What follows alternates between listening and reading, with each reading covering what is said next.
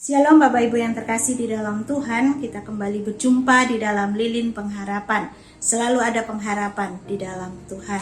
Bersama-sama pagi hari ini saya mengajak kita membaca di Lukas pasal yang ke-23 ayat yang 23. Di sana dikatakan demikian. Tetapi dengan berteriak mereka mendesak dan menuntut supaya ia disalibkan. Dan akhirnya mereka menang dengan teriak mereka. Bapak Ibu yang terkasih di dalam Tuhan, beberapa bulan yang lalu di Indonesia banyak orang yang terutama mungkin ibu-ibu senang menonton satu film Korea yang berjudul The World of Merit. Ya, film ini menyedot perhatian banyak orang dan mereka begitu penasaran dengan akhir dari kisah di dalam film ini. Tetapi sayang memang ternyata ending dari film ini tidak seperti yang diharapkan banyak orang, yang begitu dramatis. Seolah-olah memang akhir dari kisah ini menggantung begitu saja. Nah, Bapak Ibu yang terkasih di dalam Tuhan, itu membuat beberapa orang kecewa tentu saja. Nah, di dalam kehidupan kita sehari-hari, sesungguhnya seringkali juga realita hidup yang kita alami itu tidak sesuai dengan keinginan yang kita bayangkan atau rancangkan, dan itu seringkali membuat kita kecewa. Bahkan mungkin kita dipenuhi dengan kemarahan atau perasaan sedih dan putus asa.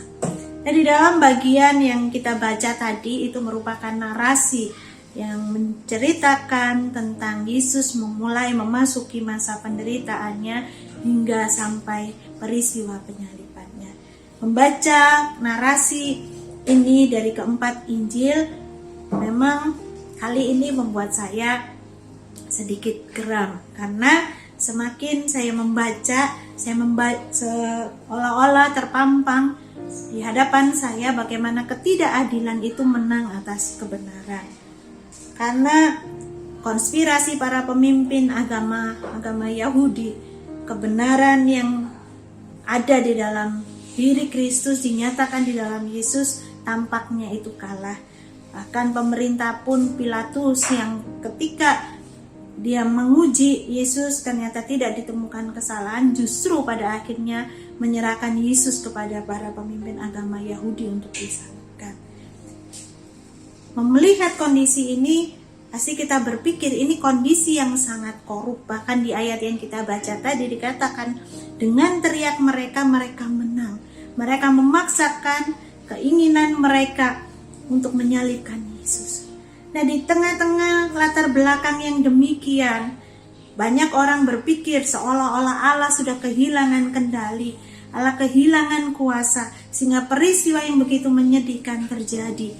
Tetapi justru ketika kita mau melihat lebih jauh lagi, satu kondisi yang korup ini, satu peristiwa yang begitu tragis ini justru dipakai Tuhan untuk menggenapkan rencananya.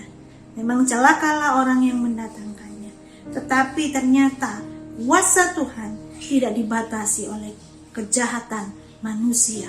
Penggenapan janji Tuhan dinyatakan dan keselamatan boleh dirasakan oleh semua orang yang percaya kepada Dia. Bapak Ibu yang terkasih di dalam Tuhan, mungkin saat ini pun kita juga sedang memikirkan hal yang sama.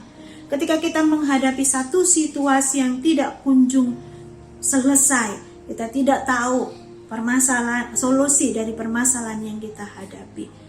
Mungkin di dalam pikiran kita meragukan akan kuasa Tuhan. Masihkah Tuhan berkuasa atas hidup kita? Tetapi kebenaran firman Tuhan hari ini dinyatakan kepada kita. Yohanes 19 ayat yang ke-11 dengan tegas mengatakan, jawab Yesus kepada Pilatus, engkau tidak mempunyai kuasa apapun terhadap aku, jikalau kuasa itu tidak diberikan kepadamu dari atas. Dalam kondisi yang terburuk, ternyata kuasa Tuhan itu tidak membatasi kuasa Tuhan. Bapak Ibu yang terkasih di dalam Tuhan, hari ini mungkin kehidupan kita banyak berubah dan harus menyesuaikan dengan kondisi yang baru. Dan beberapa orang mungkin mengalami keputusasaan. Tetapi kebenaran firman Tuhan pagi hari ini dinyatakan kepada setiap kita. Tuhan akan membuka jalan bagi setiap orang yang percaya kepada Dia. dan Dia akan menggenapkan rencana agungnya di dalam kehidupan kita, sehingga pada akhirnya kita boleh melihat kemuliaan Tuhan dinyatakan. Bila kebenaran firman Tuhan hari ini boleh menguatkan kita dan meneguhkan kita untuk menjalani hari-hari ke depan. Mari kita berdoa. Tuhan, kami bersyukur untuk firman-Mu. Kami tahu Tuhan, kadangkala mata kami tidak mampu melihat kuasa-Mu. Kami hanya fokus terhadap masalah-masalah yang terjadi. Tetapi kami bersyukur kebenaran firman Tuhan pagi hari ini diberitakan. Kau memampukan kami Tuhan untuk terus menaruh iman percaya kami kepadamu dan menantikan janji Tuhan digenapi. Terima kasih Tuhan untuk Engkau yang tidak pernah berubah kuasanya. Dan kami tahu kami tidak salah menaruh percaya kami kepadamu. Di dalam nama Tuhan kami Yesus Kristus kami berdoa. Amin.